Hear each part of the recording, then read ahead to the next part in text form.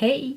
Aujourd'hui premier tuto de fête et je suis trop contente parce que j'ai pu me ravaler la gueule comme jamais. L'inspiration a frappé comme ça à 2 h du matin, c'était même pas ce tuto là que je devais vous poster en premier, j'en ai un autre, mais ça sera celui-là quand même parce que je me suis beaucoup amusée à le faire et vous allez voir ça a été laborieux parce que c'est quand même très moche très longtemps. C'est vraiment le genre de look, tant que c'est pas fini, on ressemble vraiment à rien du tout. Mais je me suis beaucoup amusée à le faire parce que du coup je savais pas où j'allais et au final ça s'est plutôt pas trop mal passé. Enfin moi j'aime beaucoup le résultat, je sais pas ce que vous allez en penser. Mais j'ai pu utiliser des produits que vous n'avez pas vu en vidéo, dont une palette que je ne peux que vous recommander. C'est la Saharan palette de chez Juvia's Place. Donc Juvia's Place c'est une marque qui est très connue pour son rapport qualité-prix qui est assez fou. La pigmentation des fards est incroyable. Donc là je n'ai pas utilisé énormément de fards, mais je pense que je vais vous refaire un autre tuto avec cette palette parce que vraiment elle a un potentiel dingue et j'ai été très étonnée de la qualité, de la facilité avec laquelle on pouvait travailler ces fards. Au swatch c'est assez dingue aussi, mais je préférais les voir en action sur mes yeux, donc je pense que je vous referai un tuto, mais là n'est pas la question. Je vais tout vous expliquer pas à pas, j'ai essayé d'être le plus précise possible. C'est vrai que là c'était un travail un peu plus minutieux que d'habitude, donc j'ai utilisé des plus petits pinceaux, j'ai essayé de vous expliquer un peu en détail, étape par étape, donc j'espère vraiment que ça va vous être utile et que ça va vous inspirer peut-être pour les fêtes de fin d'année. Mais avant d'avoir les explications, est-ce que tu es abonné? Et pourquoi tu n'es pas abonné? Donc abonne-toi et sonne la cloche parce que la petite cloche ça te permet d'être notifié à chaque fois qu'il y a une nouvelle vidéo. Et il y a d'autres tutos de fête qui arrivent avec full paillettes, full tout ce que tu veux. Donc pourquoi rater ça? Je vous attends également sur les réseaux sociaux, sur Facebook et sur Instagram. En ce moment je fais des stories à peu près tous les jours, même tous les jours j'en fais une. J'essaye en tout cas.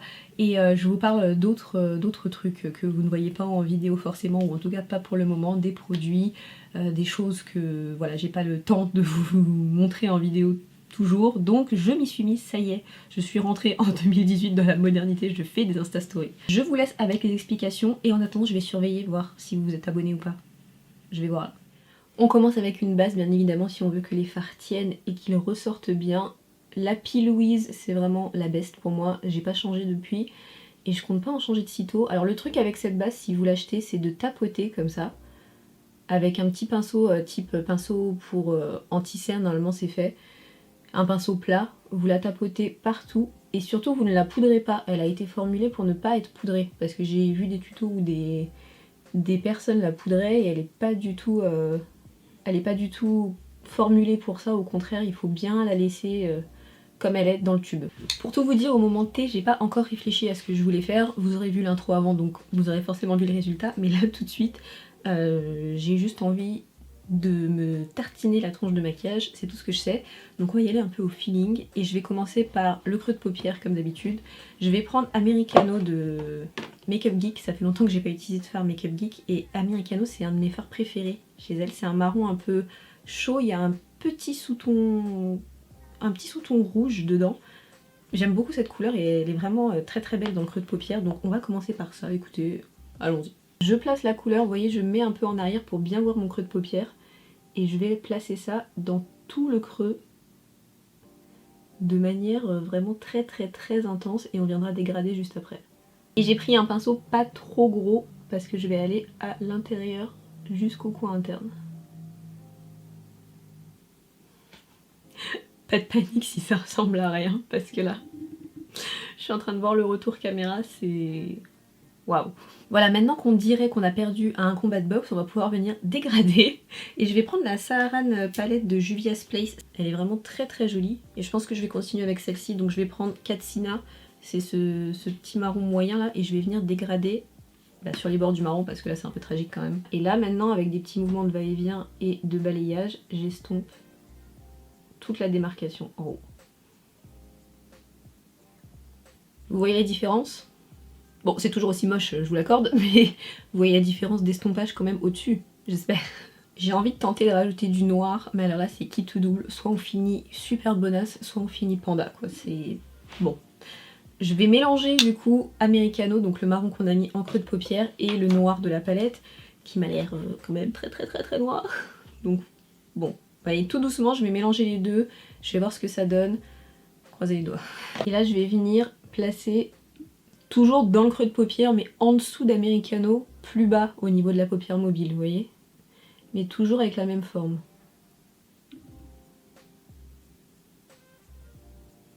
Ok, c'est pas du tout le bon pinceau, voilà, il me faut un pinceau plus petit. Échec. Ok, j'ai pris un pinceau crayon, on recommence. Le but étant de légèrement foncer tout le tour, mais en gardant le dégradé de 3 couleurs. Bon, l'effet que je voulais est là, c'est-à-dire qu'on voit bien les 3 couleurs normalement, vous aussi, c'est-à-dire le noir-marron, le marron et le marron clair. Ok, ça commence à ressembler à quelque chose, c'est faux. Maintenant, il n'y a plus de retour en arrière. Hein. Là, faut qu'on sauve le make-up, c'est maintenant. Je vais reprendre ma base P. Louise sur un petit pinceau plat et je vais venir nettoyer au milieu. Vous allez voir, ça va être vraiment bien à la fin. Je vous avais déjà montré cette technique dans d'autres make-up, donc là, l'intérêt c'est de refaire une espèce de canevas propre pour pouvoir mettre une couleur et pour qu'elle ressorte vraiment bien et qu'elle se mélange pas trop aux couleurs foncées qu'on vient de mettre. Donc là, je vais nettoyer simplement en essayant de, bien évidemment, ne pas cacher le dégradé qu'on vient de faire. C'est maintenant que ça devient intéressant normalement. Donc je prends un pinceau plat et je le vaporise de Fix Plus pour pouvoir avoir vraiment un rendu très métallisé, très pigmenté. Et je vais prendre ce petit verre là qui s'appelle Kia, garantie 7 ans. Et ce verre, je vais le placer, alors pas sur toute la partie vide, mais que aux extrémités. Entre le noir, enfin le marron noir là. Voilà, juste là. Et pareil de l'autre côté. Et je vais tapoter cette couleur jusqu'à ce qu'il reste juste un petit espace entre... un petit espace vide en fait. Et au milieu, du coup, je vais venir prendre le blanc là, qui va se mélanger je pense avec le vert, ça peut donner quelque chose de sympa, j'espère. Tout n'est qu'espoir dans ce maquillage, hein, je vous le dis.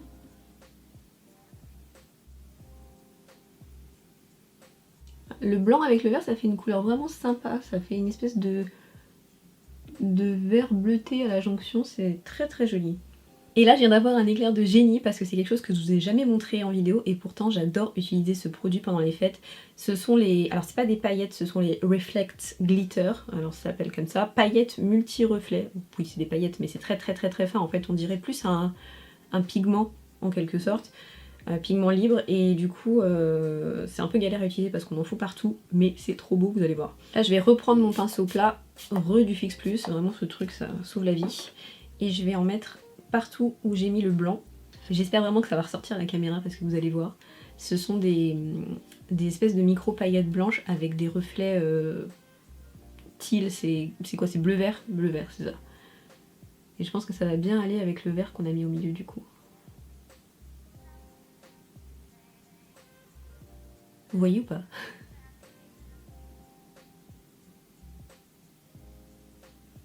Avant d'appliquer mes faux cils, je vais mettre du crayon noir dans la muqueuse supérieure. Parce que là, on va mettre des faux cils qui sont très noirs et assez fournis, donc j'ai pas envie qu'on voit, vous savez, la couleur chair de la muqueuse en transparence. En faux cils, j'ai choisi les Noirs Fairy de chez House of Lashes. C'est vraiment mes faux cils de soirée, fête, dès que j'utilise un peu des paillettes et des trucs très très très très très chargés. C'est ceux-là que je choisis parce que je les trouve vraiment hyper glam. Ah voilà, on se sent plus complet. De toute façon, un maquillage de soirée c'est jamais terminé à partir du moment où on n'a pas mis de mascara ou en l'occurrence de faux cils, mais c'est ça qui complète le look parce que sinon ça fait un peu bizarre, non? On peut passer au teint maintenant. Je ne vais pas mettre de base, sachez que si je partais en soirée ou si je sortais, j'en mettrais une, mais il s'avère qu'il est 2 h du matin à l'heure où je vous filme cette vidéo, donc je ne vais pas mettre de base parce que je vais me coucher en fait après. Mais donc prenez la base qui est adaptée à votre type de peau et moi je vais mettre mon fond de teint directement. Donc aujourd'hui je vais utiliser le fond de teint, le Natural Radiant de Nars, c'est en teinte Punjab, de toute façon tout est en barre d'infos. Et je vais le diluer parce qu'il est très très très courant, c'est pas grave. Je vais le diluer avec un peu de Clarins Skin Illusion. Alors bon, évidemment c'est moi qui suis encore compliquée, mais vous n'êtes pas obligé de faire ça. Hein. Et j'applique ça uniformément avec mon pinceau Artis. Alors ça va me permettre surtout de bien le distribuer, de pas en mettre trop, parce que je veux pas avoir une grosse couche de fond de teint non plus.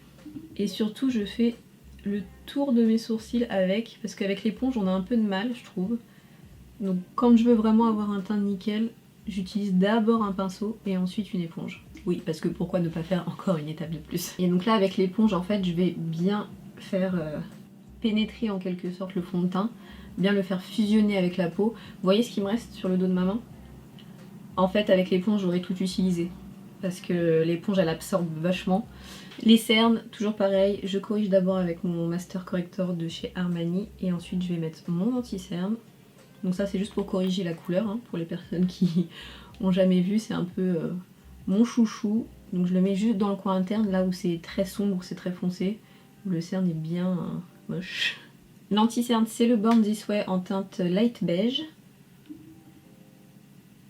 Donc je vais m'en servir pour mes cernes bien sûr, mais je vais aussi m'en servir pour illuminer le reste du visage.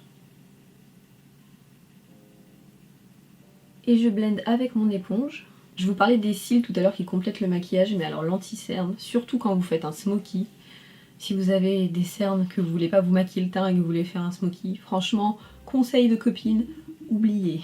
Ma fidèle Laura Mercier pour poudrer mon anti-cerne. Ça ne change pas, je pense que ça ne va pas changer encore pendant longtemps, j'ai toujours pas trouvé mieux. Hein. Ah si, j'ai changé un truc, c'est que maintenant je le fais plus à l'éponge, je le fais avec la houppette de Laura Mercier. C'est le make-up artist de Kim Kardashian qui le fait comme ça, et j'ai testé. Et en fait c'est vrai que ça donne un rendu encore plus photoshopé en quelque sorte. Du coup je vais pouvoir finir rapidement les yeux maintenant que j'ai fait mon anti-cerne. Comme on a fait quelque chose de très intense en haut, il va falloir équilibrer parce que là ça fait un peu bizarre je pense vu de là. Donc je vais prendre mon crayon noir et je vais en mettre dans la muqueuse. Avec un pinceau crayon je vais reprendre le marron clair qu'on avait pris là pour dégrader le creux de paupière et je vais mettre ça sur tout le ras de cils inférieur. Ensuite avec un pinceau très fin je vais reprendre Americano, donc le marron plus foncé qu'on a mis ensuite. Et je vais le placer en ras de cils plus précisément. Je vais juste faire attention à rejoindre en fait le fard qui est au-dessus pour que ça ait de la cohérence. Ok, un peu de mascara et c'est bon pour les yeux. Franchement j'avais un gros doute en commençant mais c'est pas mal comme résultat, non? La fille qui se jette des fleurs comme si... ça se trouve vous allez pas du tout aimer, je vais me faire tracher dans les commentaires. Non mais ça fait du bien d'utiliser des paillettes, des trucs qu'on n'utilise pas toute l'année. C'est juste ça en fait qui m'amuse. Mais en vrai le résultat est vraiment pas mal à regarder, mais c'est... Faut dire que les paillettes, ça arrange tout quand même, non? Ouh, je viens d'avoir une idée pour finir les yeux. Alors, ça faisait longtemps que je l'avais pas utilisé, je crois que je l'ai même jamais utilisé en vidéo, mais je voulais montrer dans une vidéo favori. C'est la palette de chez Kat Von D, Alchemist Holographic Palette.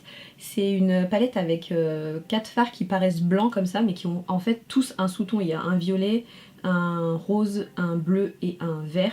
Et je me dis que peut-être le bleu, dans le coin interne, comme ils sont très très lumineux et presque duochrome, ça pourrait être sympa.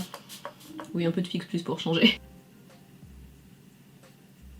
Il y a vraiment un micro point parce que je veux pas que ce soit trop voyant. Je veux que ça se voit mais pas trop en fait. Ah j'aime bien. Ça change. Qu'est-ce que vous en pensez? Ça change de la touche lumière dorée ou un peu champagne qu'on a l'habitude de faire. Je sais pas, ça rend le maquillage artistique je trouve. Allez, on va se finir la face vite fait parce que ça va encore durer 45 minutes. J'ai un nouveau bronzer. Ouais, j'arrive 45 ans après la bataille, c'est le Butter Bronzer de Physicians Formula. J'en entendais tellement de bien. Ça fait 1000 ans que je le mets dans mon panier et puis après j'oublie ou alors il est jamais disponible quand je veux le prendre. Je l'ai enfin. L'odeur c'est une tuerie, ça sent la coco, le monoeil. Moi j'ai la teinte normale, il y a aussi un light et je crois qu'il y en a un plus chaud encore maintenant. Il y a 3 teintes maintenant. Et donc je vais m'en servir. Vous avez vu comment c'est pigmenté? Il porte très bien son nom Butter Bronzer parce qu'il se fond dans la peau. C'est hyper agréable, ça se travaille presque comme une crème. En blush, je vais utiliser un autre bronzer. C'est souvent ce que je fais quand je fais des maquillages très chargés sur les yeux. J'utilise pas de couleur à proprement parler sur les joues. Mais je vais utiliser mon bronze Profusion. Rest in peace, hein, il est cassé lui aussi. Et c'était la teinte... Je sais plus du tout. Mince. Je vous retrouverai ça sera en barre d'infos, vous inquiétez pas. J'irai voir dans mes commandes Sephora et ça ira très bien. Et donc je vais simplement tapoter ça parce qu'il est un poil plus lumineux entre guillemets que le Butter Bronzer et surtout il est un peu plus orangé. Donc ça va rajouter un petit peu une couleur différente mais sans être trop prononcée en fait. Si vous voulez voir la différence, vous voyez celui-là il est nettement plus neutre et celui-là nettement plus chaud. Là j'en ai mis une tonne parce qu'à chaque fois ça ressort pas à la caméra donc ça m'agace. J'en ai peut-être trop mis là, je sais pas. Du coup je sais pas. Est-ce que j'en ai trop mis, est-ce que j'en ai pas assez, je sais pas. Bon en highlighter je peux pas mettre un truc trop voyant parce que là quand même c'est abusé quoi. Si je commence à me mettre 3 tonnes d'highlighter ça va pas le faire. Donc je vais prendre Mirame de Dose of Color, ça fait partie de l'une des collaborations de Daisy et Cathy avec Dose of Color et c'est une couleur assez neutre dans le sens où elle est un poil rosé, un poil doré mais quand même c'est assez neutre je trouve. Donc on va mettre ça et on va le mettre petite dose. J'utilise un tout petit pinceau pour vraiment se concentrer sur des points de lumière, mais vraiment des points pour le coup. C'est pas une manière de parler là, je vais pas faire tout le haut de la pommette parce que c'est pas possible. Même si je vais me coucher, je vais pas assumer d'en avoir trop. Et encore là ça se voit bien non. Pour le fondre vraiment à la peau et qu'il soit moins voyant, je vais passer mon éponge humide dessus. Je vais en mettre aussi un tout petit peu sous le sourcil, vraiment que au niveau de l'arc, ici, et l'arc de Cupidon bien sûr. Un petit coup de brume, 18 petits coups de brume donc pour fixer tout ça. Oh, regardez, ça fait du vent, on dirait une pub Head & Shoulders. Je m'auto-soule.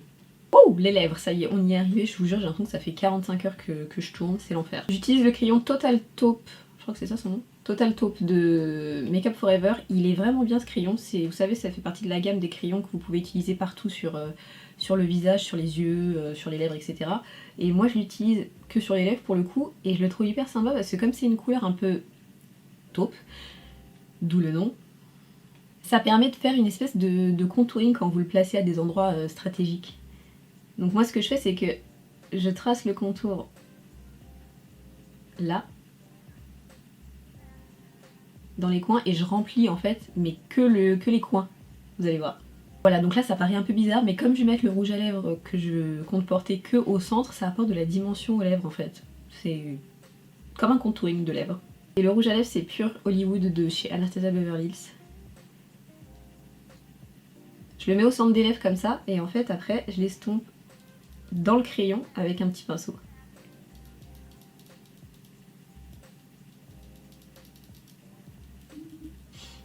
Voilà, je veux pas quelque chose de too much non plus pour les lèvres parce que là je pense qu'on ne peut pas s'en mettre plus sur la tronche, donc je suis contente. Et voilà. Bon, vous avez vu l'intro donc c'est un peu de la triche, mais reconnaissez qu'au début du maquillage c'était pas gagné et que vous vous êtes dit pourquoi elle fait le panda. J'attends que vous me disiez ce que vous en pensez en commentaire, si ça vous plaît, si vous avez des requêtes aussi, si vous voulez que j'utilise certaines couleurs par exemple pour des tutos de fête ou d'autres tutos d'ailleurs, peu importe, ou des vidéos bien spécifiques que vous voulez que je fasse. J'attends que vous me disiez ça en com sous la vidéo ou alors sur les réseaux sociaux, sur Insta et sur Facebook. Comme je vous ai dit, tout est en barre d'infos pour me rejoindre, donc n'hésitez pas, je vous lis et je réponds vraiment tout le temps. Vraiment, je fais mon max, mais je pense que je réponds à tout le monde. Je vous fais plein de gros bisous, prenez soin de vous et je vous dis à très vite pour un nouveau ravalage de façade. Ciao!